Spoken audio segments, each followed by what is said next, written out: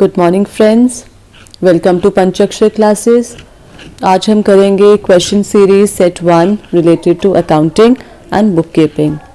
So starting with question number 1,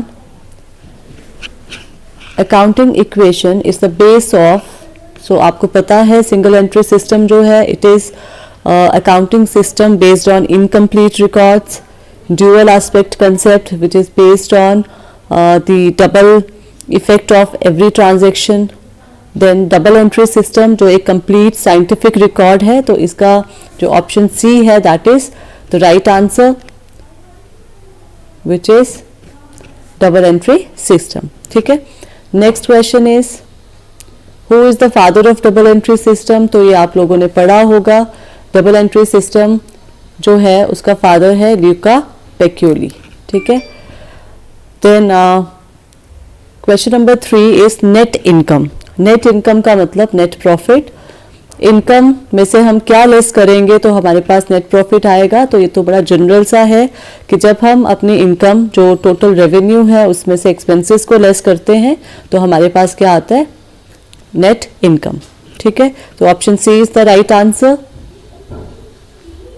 question number 4, if an entity balance sheet shows total assets of rupee 5 lakh and total liabilities of rupee 3 lakh, then owner's equity will be equal to, तो owner's equity का मतलब है capital।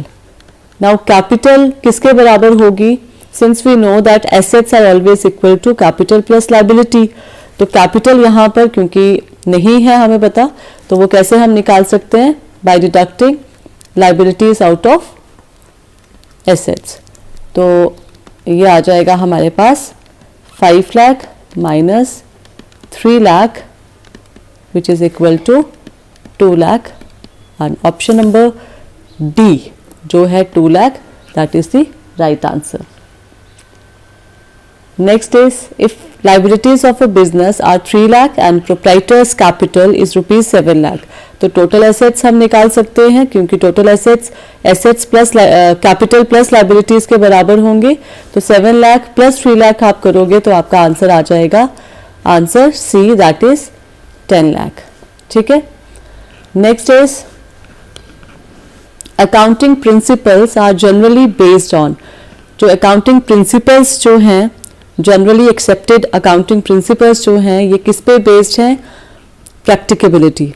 प्रैक्टिकेबिलिटी मतलब कि हम इनको practice में ला सकते हैं, दे आर यूनिवर्सली प्रैक्टिकेबल, हर जगह पर ये अप्लाई होते हैं, इसलिए हम इनको क्या बोलते हैं, they are generally based on practicability. Next is according to the money measurement concept the following would be recorded in the books of accounts of the business. Money measurement concept जो है it says that only those transactions will be recorded in the business which are convertible into cash, जिनको हम money terms में convert कर सकते हैं। तो जो पहला ऑप्शन है हेल्थ ऑफ डायरेक्टर, इसको हम नहीं कन्वर्ट कर सकते in money terms. Quality of goods को भी हम मनी टर्म्स में नहीं कर सकते। तो ऑप्शन नंबर सी जो है value of plant and machinery, ये हम इजीली मनी टर्म्स में कर सकते हैं, इसलिए ये ऑप्शन जो है ये क्या है, सही option. Next is according to which concept we assume that business will exist for an indefinite period of time। तो ये the name is indicating, नाम ही बता रहा है आपको, going concern concept जो है it is related to the concept that whenever we have to start a business we have to start with an assumption that it will go on and on in future। तो इसका option B जो है that is the right answer। Next question number 9 is assets minus liabilities। तो मैंने आपको पहले ही बताया कि एसेट्स किसके बराबर है, capital plus liabilities as per accounting equation, और यहाँ पर एसेट्स माइनस लाइबिलिटीज किसके बराबर हो जाएगा, कैपिटल, क्योंकि यही 3 कंपोनेंट्स हैं आपके अकाउंटिंग इक्वेशन के। नेक्स्ट इज अकाउंटिंग इक्वेशन है क्या। अकाउंटिंग इक्वेशन से देखो हमें ये पता चलता है कि हमारे बिजनेस में जितने भी एसेट्स हैं, बी इट करंट एसेट्स और फिक्स्ड एसेट्स, वो कहाँ से फाइनेंस हुए हैं।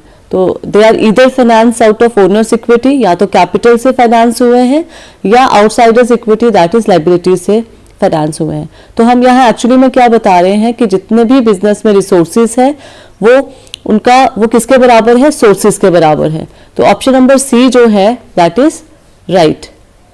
So option number C जो है वो बिल्कुल सही है यहाँ पर।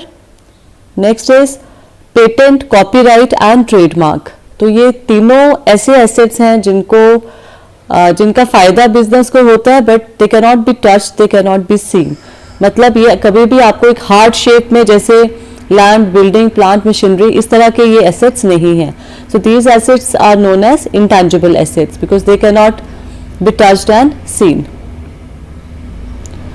Which of the following will increase owner's equity? Owner's equity as I told you means capital. तो capital कब increase होती है?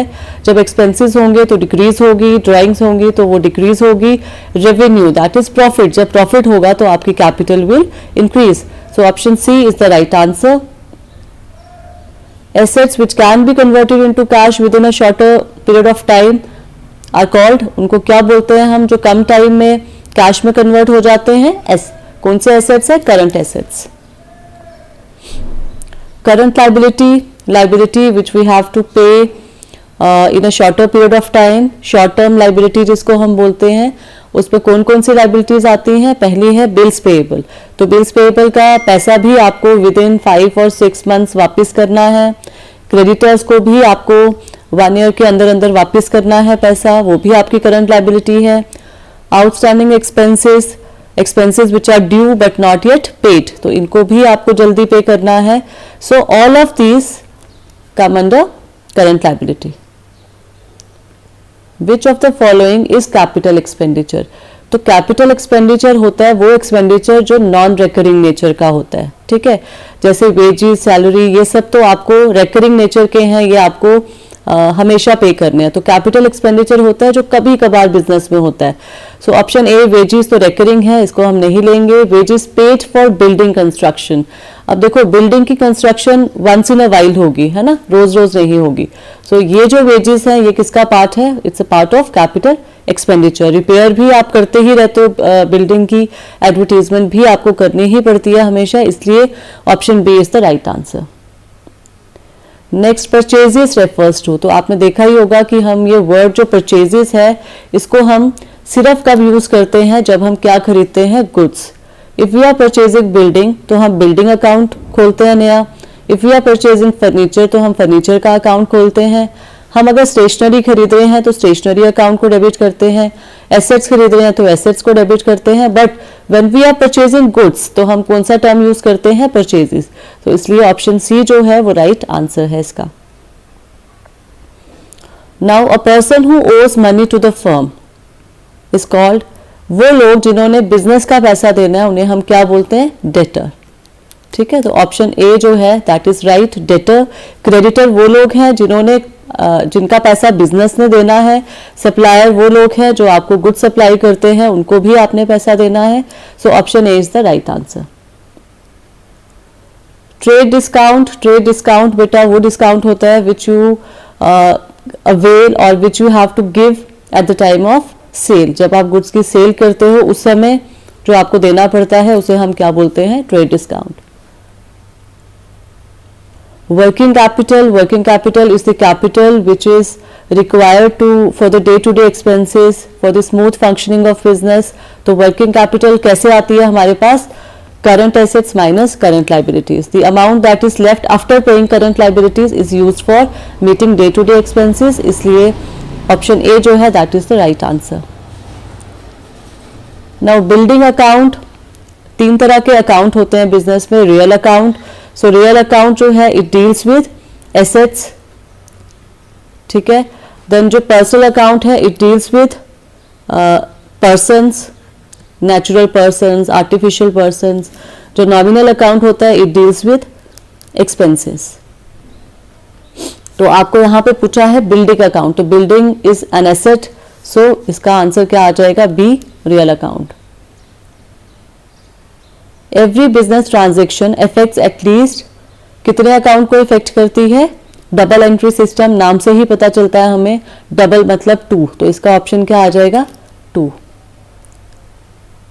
सैलरी अकाउंट, अभी मैंने आपको पिछले क्वेश्चन में बताया that personal account deals with persons, real account deals with assets and nominal account जो है it deals with expenses, losses, profits and gains. Other name of journal, journal का एक और नाम क्या है? लेजर हम नहीं बोलते जर्नल को, क्योंकि लेजर अलग से अकाउंट्स बनते हैं। टी अकाउंट भी नहीं बोलते हैं। Cash book is another ledger जो है हमारा, इसलिए इसका ऑप्शन क्या है? D, day book. Option C, day book. The journal entry in which two or more account is debited or credited is referred to as, जब भी किसी ट्रांजैक्शन में जर्नल एंट्री इस तरह की आती है कि उसमें एक से ज़्यादा अकाउंट डेबिट या क्रेडिट होते हैं। For example, if you are paying salary 10,000 and you are paying commission to someone 4,000, तो इसकी एंट्री हम इकट्ठे कर सकते हैं, salary account debit, then commission account debit to cash. तो यहाँ पर दो अकाउंट एक साथ डेबिट हुए हैं, तो इस तरह की एंट्री को हम क्या बोलते हैं?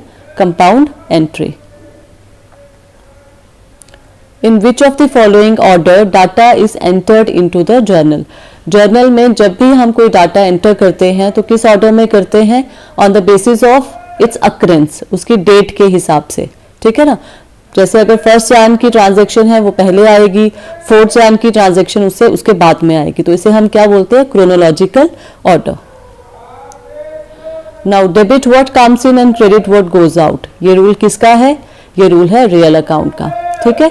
तीनों के रूल में एक बार फिर से बोल देती हूँ। रियल अकाउंट का रूल है debit what comes in, credit what goes out. Nominal account का रूल है debit all expenses and losses, credit all incomes and gains. Personal account का रूल आ गया debit the receiver, credit the giver.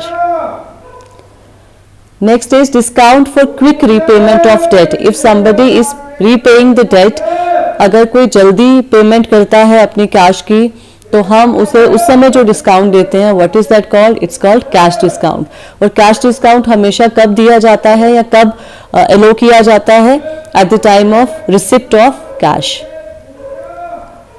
Now the concept of separate entity. Separate entity concept is where we treat owner and business as two different entities. ठीक है, हम दोनों को अलग अलग मान के चलते हैं।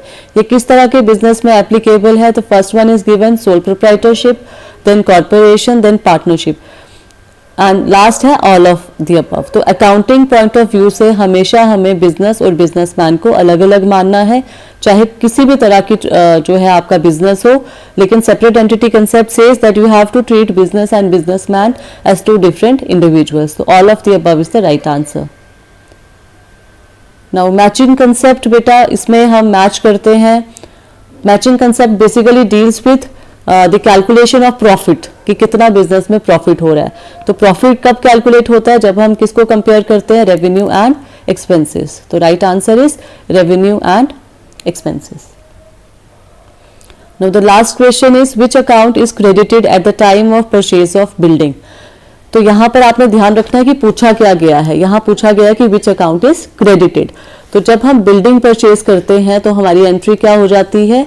Building account debit to cash. तो क्रेडिट क्या हुआ यहाँ पर? Cash account. तो इसका आंसर है बी, कैश अकाउंट, ठीक है। बाकी सब ऑप्शन जो है ये गलत हैं, क्योंकि कैपिटल का नाम यहाँ नहीं आता है। फिक्स एसेट्स अकाउंट यहाँ पे हम नहीं दिखाएंगे, एंड नन ऑफ दीज भी गलत है, इसलिए right answer is cash account.